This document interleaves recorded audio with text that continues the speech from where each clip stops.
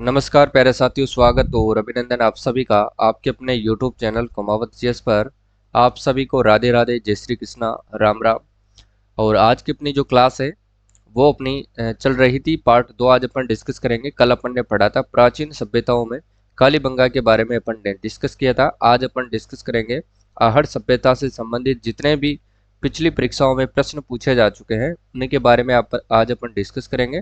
और प्रत्येक प्रश्न के साथ ही अपन व्याख्या के साथ साथ अपन पढ़ते चलेंगे, ठीक है, ताकि आपका हर एक जो है कॉन्सेप्ट जो है वो हर एक फैक्ट आपका कवर हो सके, ठीक है। तो क्लास की शुरुआत करते हैं। पीडीएफ आपको इसकी टेलीग्राम पर मिल जाएगी, टेलीग्राम ज्वाइन कर लीजिए, लिंक डिस्क्रिप्शन बॉक्स में दे रखा है, ठीक है। तो देखिएगा, पहला प्रश्न है आपके सामने कि ताम्र नगरी सभ्यता कहलाती है। ताम्र नगरी सभ्यता कहलाती है, तो याद रखिएगा इसका सही आंसर है ऑप्शन बी, यानी कि आहड़ जो सभ्यता है वो ताम्र युगीन सभ्यता कहलाती है, ठीक है। ताम्र युगीन सभ्यता क्यों कहलाती है मित्रों, तो याद रखिएगा क्योंकि यहाँ पर सर्वाधिक जो है तांबे के उपकरण आपको तांबे के उपकरण जो है यहाँ पर खोजे गए हैं, यानी कि प्राप्त हुए हैं, ठीक है। और यहाँ पर बर्तन, जितने भी बर्तन थे वो सभी के सभी तांबे के बर्तन आपको यहाँ पर देखने को मिलते हैं, ठीक है। इसी कारण से इसको ताम्र नगरी कहा जाता है, ठीक है। और यहाँ से याद रखिएगा साथियों, यहाँ से मृद भांड भी मिले हैं, मृद भांड मिले हैं। और ये मृद भांड जो है किस रंग के यहाँ पर प्राप्त हुए हैं, तो याद रखना काले व लाल रंग के जो है यहाँ से मृद भांड जो है वो प्राप्त हुए हैं, ये भी आपको याद रखना है, ठीक है। यहाँ से तांबे के उपकरण प्राप्त हुए हैं, तांबे के उपकरण भी साथियों यहाँ से प्राप्त हुए हैं, ये भी आपको अच्छे से याद रखना है। तांबे के उपकरण, बर्तन भी यहाँ से प्राप्त हुए हैं, ठीक है। इसी के साथ साथ अगर अपन बात करें तो यहाँ से देखिएगा, यहाँ से क्या है कि साथियों याद रखिएगा कि आहड़ के अंतर्गत जो भी विशिष्ट आकृति के बर्तन हैं, आहड़ के अंतर्गत विशिष्ट आकृति वाले बर्तनों को क्या कहा गया है, विशिष्ट आकृति वाले बर्तनों को क्या कहा गया है, तो याद रखना ब्लैक एंड रेड वेयर कहा गया है। ब्लैक एंड रेड वेयर इनको कहा गया है, ठीक है। ये आपको अच्छे से याद रखना, ब्लैक एंड रेड वेयर कहा गया है किसको, यानी कि आहड़ के जितने भी विशिष्ट आकृति वाले बर्तन थे उनको ब्लैक एंड रेड वेयर कहा गया है, ये भी आपको अच्छे से याद रखना है, ठीक है। आहड़ की साथियों खोज की बात करें तो इसकी खोज किसके द्वारा की गई थी, खोज की अगर अपन बात करें मित्रों तो याद रखिएगा खोज किया गया था सन 1953 के अंतर्गत। कब हुई थी, सन 1953 में। किसके द्वारा की गई थी, तो अक्षय कीर्ति व्यास ने इसकी क्या करी थी, खोज करी थी। किसकी, आहड़ संस्कृति की, ठीक है। आहड़ सभ्यता की खोज किसके द्वारा की गई है, तो याद रखिएगा 1953 के अंतर्गत अक्षय कीर्ति व्यास के द्वारा इसकी खोज की गई है, ठीक है। आपको अच्छे से याद रखना है। और आहड़ सभ्यता की बात करें तो साथियों ये किस जिले के अंतर्गत विकसित हुई है, तो याद रखना जिले का नाम आपको याद रखना है, वो है उदयपुर। अगर आपसे नदी पूछ लिया जाए कि कौन सी नदी के किनारे पर यह विकसित हुई है, तो नदी का नाम भी आपको याद रखना बनास नदी। और बनास नदी के साथियों सहायक है, बनास की सहायक नदी कौन सी है, उसी के किनारे पर यह विकसित हुई है, तो बनास नदी की जो सहायक नदी है वो है आयड़ नदी, ठीक है। और आयड़ नदी के किनारे पर ही ये विकसित हुई है। और आयड़ कस्बे के अंतर्गत ये, आयड़ कस्बे के अंतर्गत ये जो है संस्कृति जो है वो विकसित हुई है, ठीक है। ये चीजें आपको अच्छे से याद रखना है।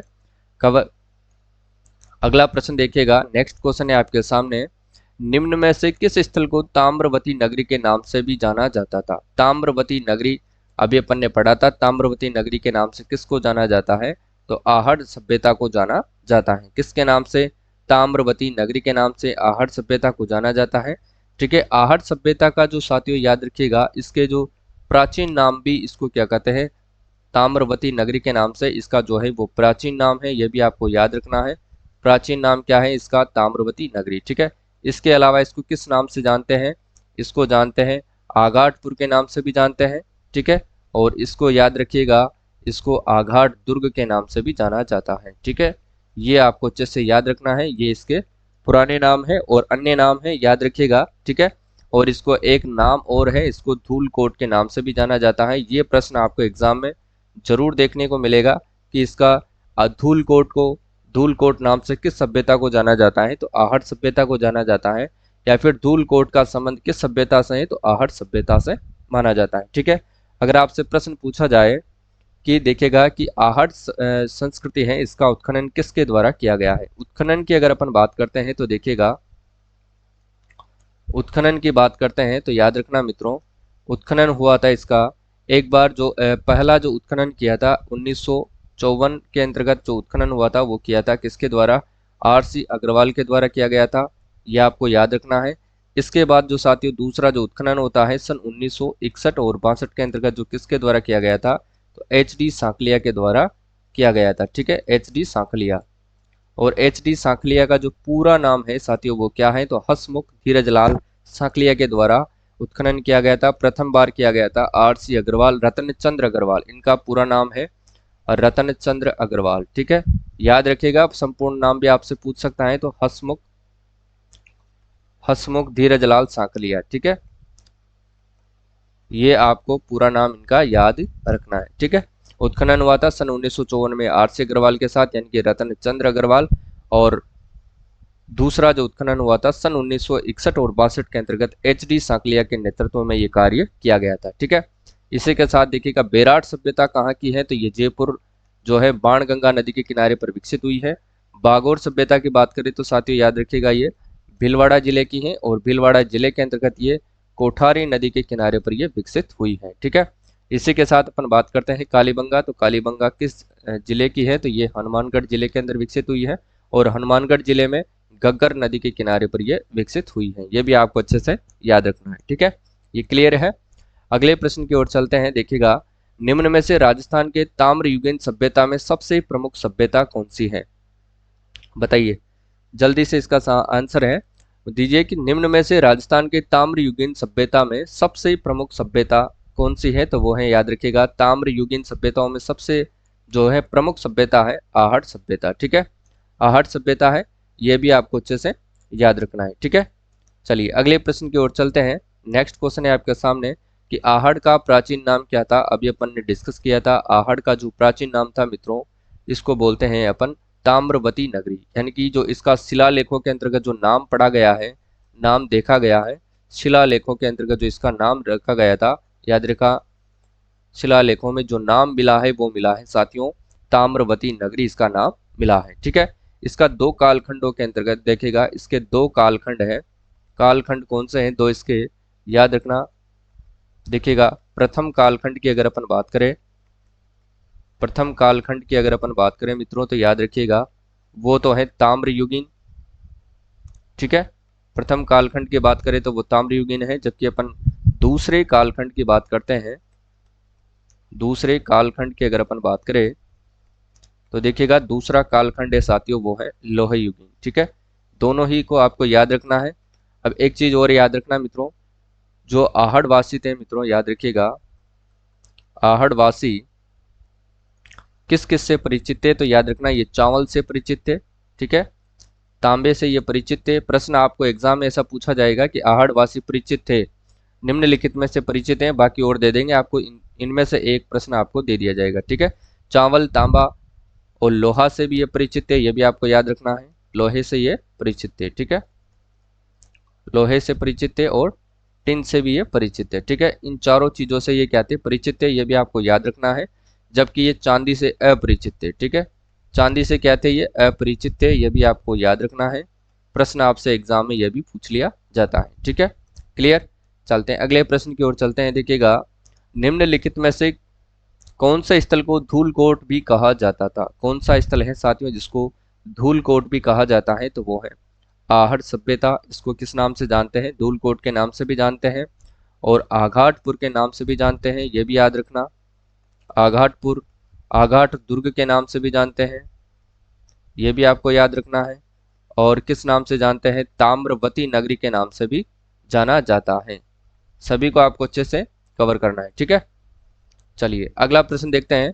आहट सभ्यता किस अन्य नाम से भी जानी जाती है? आहट सभ्यता जो है साथियों किस अन्य नाम से भी जानी जाती है? तो अभी अपन ने पढ़ा था आघाटपुर के नाम से ये जानी जाती है। ठीक है, आघाटपुर के नाम से ये जानी जाती है। ठीक है, देखिएगा अब बात करते हैं साथियों यहाँ से कौन कौन से जो है वो अवशेष मिले हैं। अवशेषों की अगर अपन बात करें तो देखिएगा अवशेष कौन कौन से मिले हैं, यहाँ से इंपॉर्टेंट आपका एक प्रश्न बनता है, इसकी अपन डिस्कस करते हैं इसके बारे में। देखिएगा वो कौन कौन से अवशेष मिले हैं। तो देखिएगा अवशेष की बात करते हैं तो यहाँ से तांबा गलाने की भट्टी मिली है। ठीक है,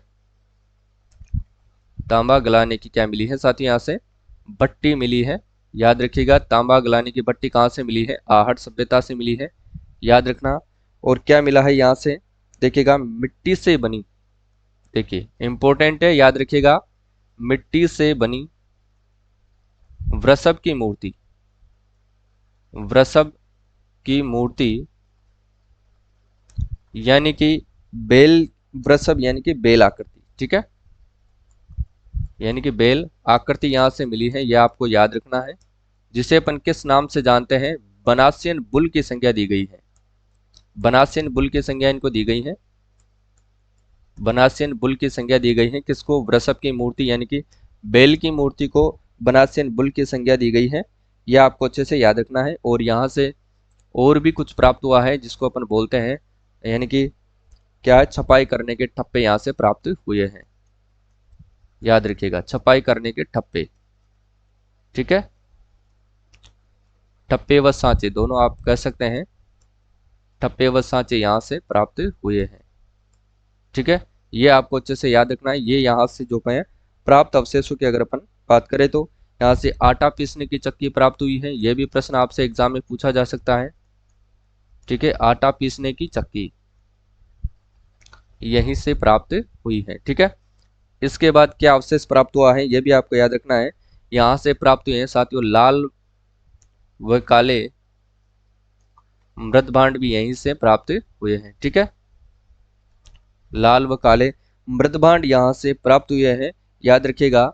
और अनाज रखने के पात्र भी यहाँ से प्राप्त हुए हैं, जिनको किस नाम से जानते हैं, अनाज रखने के पात्र, जिनको अपन कहते हैं गोरे व कोठे, ठीक है, जिसको अपन कहते हैं गोरे व कोठे कहते हैं, ये यहीं से प्राप्त हुए हैं, ये भी आपको अच्छे से याद रखना है, ठीक है, गोरे व कोठे कहते हैं। ये थे यहाँ के इंपॉर्टेंट अवशेष, ठीक है, ये सभी के सभी आपको अच्छे से याद रखना है, चाहे तो आप इन सभी के स्क्रीनशॉट ले सकते हैं या फिर नोट्स भी बना सकते हैं, ठीक है। चलिए आगे के जो प्रश्न है वो अपन देख सकते हैं। इसके साथ साथ अगर अपन देखें तो साथियों याद रखिएगा, एक चीज एक बात आपको अच्छे से याद रखनी है, उसको मैं नोट लगा करके आपको बता देता हूँ, देखिएगा, ठीक है। जब यहाँ पर मुर्दे को दफनाया जाता था, यानी कि मुर्दा जो था साथियों, मुर्दे को उत्तर दिशा की ओर रख करके, ये उत्तर दिशा है, उत्तर दिशा की ओर रख करके दफनाने के प्रमाण भी यहाँ से मिले हैं, यानी कि मुर्दे को उत्तर दिशा की ओर रख करके दफनाने के जो है वो प्रमाण यहीं से मिले हैं, यह भी आपको अच्छे से याद रखना है, ठीक है। और दो मुंह का चूल्हा यहाँ से प्राप्त हुआ है, ये भी आपको याद रखना है, दो मुंह का चूल्हा, ये भी चलिए ये भी लिख लीजिए,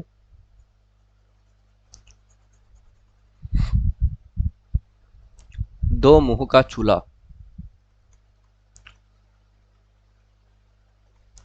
दो मुंह का चूल्हा कहाँ से प्राप्त हुआ है, आहट सभ्यता से प्राप्त हुआ है, ये भी आपको अच्छे से याद रखना है, ठीक है। क्या प्राप्त हुआ है, दो मुंह का चूल्हा यहाँ से प्राप्त हुआ है, ठीक है। चलिए सिलबट्टा और कढ़ाई भी यहाँ से प्राप्त हुई है, ये भी आपके याद रखना है, सिलबट्टा भी यहाँ से प्राप्त हुआ है, इनको भी लिख लीजिएगा, सिलबट्टा, सिलबट्टा यहीं से प्राप्त हुआ है, ठीक है। चटनी बांटने का जो सिलबट्टा होता है उसको अपन बोलते हैं, और एक कढ़ाई जो है यहीं से प्राप्त हुई है, ठीक है। ये आपको अच्छे से याद रखना है, ये जो अवशेष हैं ये आहड़ सभ्यता से प्राप्त हुए हैं, इन सभी के बारे में आपको अच्छे से ध्यान रखना है, ठीक है। चलिए अगले प्रश्न की अपन चर्चा करते हैं, याद रखिएगा, प्रोफेसर यानी कि HD सांकलिया यानी कि हसमुख धीरजलाल सांकलिया के निर्देशन में जिस सभ्यता स्थल का उत्खनन हुआ है वो कौन सी सभ्यता है, तो याद रखिएगा मित्रों, वो है आहड़ सभ्यता, ठीक है। कालीबंगा सभ्यता किस जिले में है, तो हनुमानगढ़ में है, अपन ने भी पढ़ा था हनुमानगढ़, ठीक है। नदी कौन सी है, तो नदी याद रखिएगा घग्गर नदी है, यहाँ से प्रश्न पूछते हैं, ठीक है। गणेश्वर और बेराट सभ्यता, गणेश्वर सभ्यता कहाँ पर विकसित हुई थी, गणेश्वर सभ्यता की अगर अपन बात करें मित्रों, तो याद रखिएगा ये गणेश्वर सीकर की है, ठीक है। गणेश्वर यानी कि सीकर के अंतर्गत ये विकसित हुई है, सीकर, और सीकर में किस नदी के किनारे पर, तो याद रखिएगा मित्रों कांतली नदी के किनारे पर, ठीक है। बेराट की बात करें तो ये जयपुर में विकसित हुई थी, नदी की बात करें तो कौन सी है, बाणगंगा नदी, ठीक है, याद रखिएगा, इंपॉर्टेंट है, याद रखना। अगला है आहड़ का उत्खनन कार्य किसके नेतृत्व में निष्पादित हुआ था, आहड़ का जो उत्खनन कार्य है मित्रों किसके निर्देशन में इसका जो है वो नेतृत्व में उत्खनन जो है इसका निष्पादित हुआ था? तो याद रखना HD सांकलिया, जिसका नाम है हसमुख धीरजलाल सांकलिया, इन्हीं के नेतृत्व में उत्खनन कार्य निष्पादित हुआ था। और कब हुआ था? तो याद रखिएगा सन 1961 और 62 के अंतर्गत। ठीक है, इंपॉर्टेंट है, ये आपको अच्छे से याद रखना है। ठीक है, चलिए अगला प्रश्न अपन देखते हैं। नेक्स्ट है कि आहड़ सभ्यता की सर्वप्रथम खुदाई किसने की थी? आहड़ सभ्यता की सर्वप्रथम खुदाई किसके द्वारा की गई थी? तो याद रखना अक्षय कीर्ति वैक्स के द्वारा। और कब की गई थी? सन 1953 में। यह भी आपको अच्छे से याद रखना है। ठीक है, चलिए अगले प्रश्न की अपन बात करते हैं। देखिएगा, आहड़ सभ्यता स्थित है, तो आहड़ सभ्यता साथियों याद रखना उदयपुर जिले के अंदर स्थित है, उदयपुर जिले में स्थित है। और नदी की बात करें तो वो कौन सी नदी है? तो याद रखना बनास नदी, बनास नदी। और बनास की भी सहायक नदी है, बनास की भी सहायक नदी है। सहायक नदी कौन सी है? तो आयड़ नदी है, इसी के किनारे पर यह विकसित हुई है। कस्बे की बात करें तो कस्बा कौन सा है मित्रों? तो वो है आपके सामने आयड़ कस्बा, इसी के नाम से कस्बा है और इसी के नाम से नदी है। ठीक है, ऑप्शन बी बिल्कुल राइट आंसर है। अगले प्रश्न की बात करते हैं, यानी कि किस संस्कृति से जुड़े स्थल प्रमुख रूप से बनास तथा उसकी सहायक नदियों की घाटियों में प्राप्त हुए हैं? इंपॉर्टेंट प्रश्न है, याद रखिएगा। यानी कि वो कौन सी संस्कृति है जो प्रमुख रूप से बनास तथा उसकी सहायक नदी घाटियों में प्राप्त हुई है? तो याद रखिएगा वो है आहड़ संस्कृति। ठीक है, आहड़ संस्कृति की बात करते हैं तो ये किस नदी के किनारे पर विकसित हुई है? बनास नदी की जो सहायक नदी है उसका नाम है आयड़ नदी। ठीक है, आयड़ नदी के किनारे पर यह विकसित हुई है। नेक्स्ट क्वेश्चन की बात करते हैं अपन। देखिएगा, निम्नलिखित जिलों में से किस जिले में आहड़ संस्कृति के अवशेष मिले हैं? तो ये उदयपुर जिले के अंतर्गत इसके अवशेष मिले हैं। ठीक है, चलिए नेक्स्ट क्वेश्चन की बात करते हैं। बनास संस्कृति निम्नलिखित में से किस स्थल से संबंधित है? बनास संस्कृति निम्नलिखित में से किस स्थल से संबंधित है? तो ये आहड़ स्थल से संबंधित है, ये भी आपको याद रखना है। गणेश्वर जो है ये सीकर से संबंधित है, सीकर डिस्ट्रिक्ट में हुई थी। और नदी की बात करें तो वो है कांतली नदी। ठीक है, अपन इनको पढ़ चुके हैं, याद रखिएगा। अगले प्रश्न की अपन बात करते हैं कि 4000 वर्ष पुरानी सभ्यता के पुरातात्विक अवशेष उदयपुर के समीप एक गांव में पाए गए हैं। और वो गांव कौन सा है मित्रों? तो याद रखिएगा आहड़ गांव के अंतर्गत ये पाया गया है। ठीक है, सभ्यता जो आहड़ सभ्यता है कितने वर्ष पुरानी है? तो याद रखिएगा ये 4000 वर्ष पुरानी है, ये भी आपको अच्छे से याद रखना है। ठीक है, चलिए अगले प्रश्न की अपन चर्चा करते हैं। देखिएगा, गोपीनाथ शर्मा एक एक याद रखिएगा कि गोपीनाथ शर्मा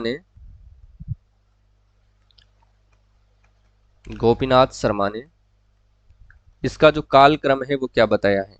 ठीक है, काल की बात करते हैं, यानी कि इसका जो कालक्रम क्या बताया है? तो याद रखिएगा 1900 ईसा पूर्व से 1200 ईसा पूर्व। ठीक है, 1900 ईसा पूर्व से 1200 ईसा पूर्व, ये किसके द्वारा बताया गया है? तो याद रखिएगा डॉक्टर गोपीनाथ शर्मा के द्वारा ये बताया गया है। ठीक है, ये मैं नहीं बता रहा हूं, ये बताया किसने? डॉक्टर गोपीनाथ शर्मा ने। ठीक है, अगला प्रश्न देखते हैं। अब नेक्स्ट क्वेश्चन आपके सामने है कि कौन सा कथन सही है? सही कथन है कि आपको पहचान करनी है। गणेश्वर एक उत्खनन स्थल नहीं है, और बेराट एक ग्राम्य संस्कृति था, कालीबंगा लौह युगीन संस्कृति का एक उदाहरण था, और आहड़ वासियों का महत्वपूर्ण व्यवसाय ऐस्क यानी कि तांबा गलाना तथा ताम्र वस्तीय बनाना था। ये बिल्कुल सही कथन है। ठीक है, ऑप्शन डी बिल्कुल राइट आंसर है। अगला है, आहड़ सभ्यता से प्राप्त उपकरण मुख्यतः निर्मित हैं।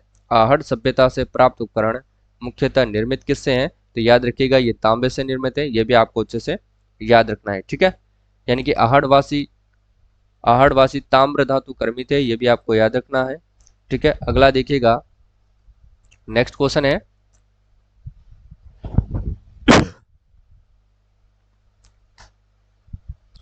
देखिए नेक्स्ट क्वेश्चन की बात करते हैं।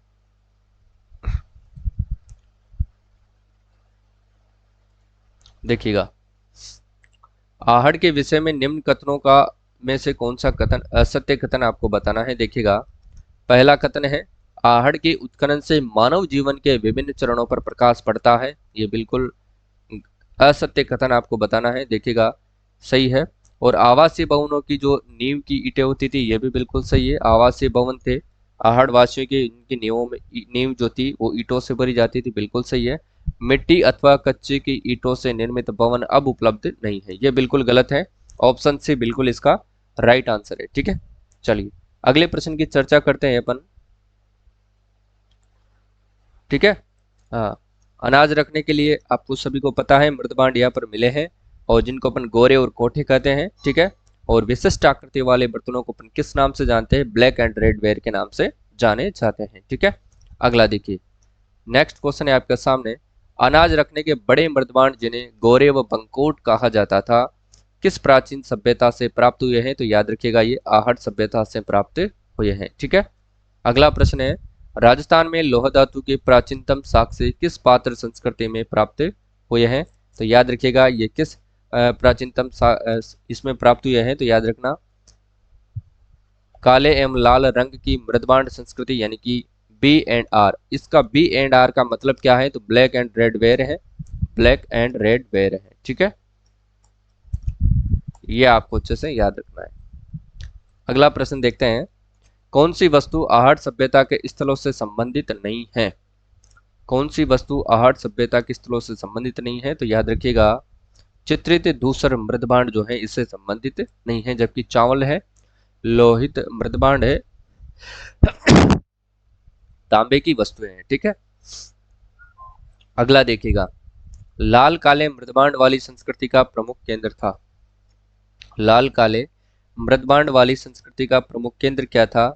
यह भी आपको बताना है, तो वो है आहट संस्कृति। ठीक है, याद रखिएगा। अगला प्रश्न अपन देखते हैं, आहट संस्कृति के लोग निम्नलिखित में से किस धातु से परिचित नहीं थे? आहट संस्कृति के जो लोग थे वो निम्नलिखित में से किस धातु से परिचित नहीं थे? तो याद रखिएगा चांदी से ये अपरिचित थे, अपन पहले पढ़ चुके हैं, जबकि तांबा, लोहा और टिन से ये परिचित थे। ठीक है, याद रखिएगा। अगला देखते हैं, नेक्स्ट क्वेश्चन है, आहट के उत्खनन से प्राप्त कौन सी सामग्री बाह्य संपर्कों का संकेत देती है? बाह्य संपर्कों का जो संकेत है साथियों वो देती है लेपिस लाजुली। और लेपिस लाजुली का याद रखिएगा साथियों ये एक प्रकार का पत्थर है, और ये पत्थर बाहर के कहाँ पर मिला है? तो ये ईरान के अंतर्गत यही पत्थर मिला है, और इसी के कारण से ये संकेत प्राप्त होते हैं कि आहट वासियों का जो संपर्क था वो बाहर भी था, यानी कि विदेशों में भी इनका संपर्क था। ठीक है, लेपिस लाजुली क्या था? एक प्रकार का पत्थर था। चलिए अगला प्रश्न देखते हैं, दो मुंह चूल्हा व बहुत प्रकार के बर्तनों के साथ सिलबट्टा व पेन जो है निम्नलिखित में से किस स्थान से खुदाई में मिले थे? तो याद रखना ये आहड़ के अंतर्गत खुदाई में मिले हैं। ठीक है, दो मुंह चूल्हा और बहुत प्रकार के बर्तनों के साथ सिलबट्टा जो चटनी बांटने का होता है ना वो। ठीक है, और पेन जो है वो निम्नलिखित किस स्थान की खुदाई से मिले हैं? तो आहड़ से मिले हैं। ये आपको अच्छे से याद रखना है। ठीक है, और यहाँ पर एक चीज याद रखना कि यहाँ पर 6 चूल्हे एक साथ मिले हैं, घरों के अंतर्गत 6 जो चूल्हे हैं वो एक साथ यहाँ पर मिले हैं, ये भी आपको याद रखना है। और यहाँ की विशेषता की बात करें मित्रों, तो विशेषता बहुत इंपॉर्टेंट है, एग्जाम में प्रश्न आपसे पूछ सकते हैं। तो यहाँ पर जो विशेषता थी, यहाँ की जो विशेषता की अगर अपन बात करें ना, तो याद रखिएगा यहाँ पर पितृ सत्तात्मक विशेषता थी। ठीक है, पितृ सत्तात्मक परिवार था यहाँ पर। पितृ सत्तात्मक परिवार की अगर अपन बात करें तो वो था, देखिए पितृ सत्तात्मक परिवार था। ठीक है, ये आपको अच्छे से याद रखना है, और ये पितृ सत्तात्मक सभ्यता थी। चलिए मैं इसको सही सिस्टमेटिक लिख देता हूँ।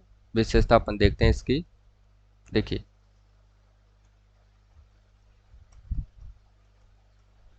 इसकी क्या विशेषता रही होगी। देखिएगा ये एक ग्रामीण सभ्यता थी। पहली बात तो थी कि ये आहट सभ्यता एक ग्रामीण सभ्यता है, ये आपको याद रखना है। ठीक है, दूसरी बात है कि ये पितृ सत्तात्मक सभ्यता थी, पितृ सत्तात्मक, जबकि कालीबंगा मातृ सत्तात्मक थी, ये आपको याद रखना है। पितृ सत्तात्मक सभ्यता है।